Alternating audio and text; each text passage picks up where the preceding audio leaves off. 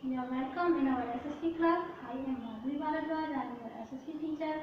Yesterday we have seen that archaeological sources.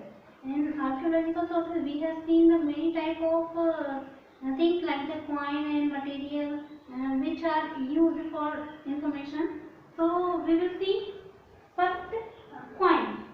कल हमने archaeological sources के बारे में पढ़ा था जिसमें हमारा सबसे पहला पॉइंट था कॉइन का। तो coin helps to learn about the particular kingdom.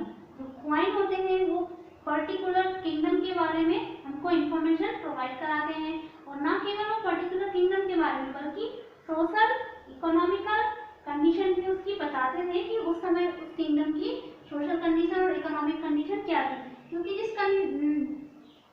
उस समय में उस किंगडम में जो मेथड यूज की जाती थी कॉइन बनाने के लिए, उससे हम अंदाजा लगा सकते हैं कि वो उस समय कितना पैसा उनके पास रहा होगा।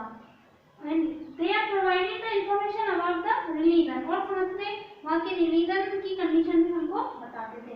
नेक्स्ट पॉइंट है हमारा मटेरियल रिमेन। जो मटेरियल बच जाता था वो मटेरियल कौन कौन सा मटेरियल था, वो मटेरियल कैसे यूज करते थे, तो उन मटेरियल के अंदर आ जाएगा these are include the object like cloth. कुछ क्लॉथ जो है वो हमको वहाँ की हिस्ट्री के बारे में इंफॉर्मेशन प्रोवाइड करा सकते हैं। टेंसेस हैं, जो बर्तन हैं, पॉट्स हैं, किस चीज के बने हुए, कौन सी मेटल के बने थे, टूल्स हैं, कुछ टूल्स, टॉयज, खिलौने वगैरह हैं, उनके जो रिमेन्स बचे हुए होते हैं, मतलब कि जो बच गए हैं उसके या कोई हिस्सा टूट करके जमीन में चला जाता है, तो वो हमको उस समय की इंफॉर्मेशन प्रोवाइड कराता है कि उस समय का होगा और उस समय ऐसी चीजें यूज किया करते थे।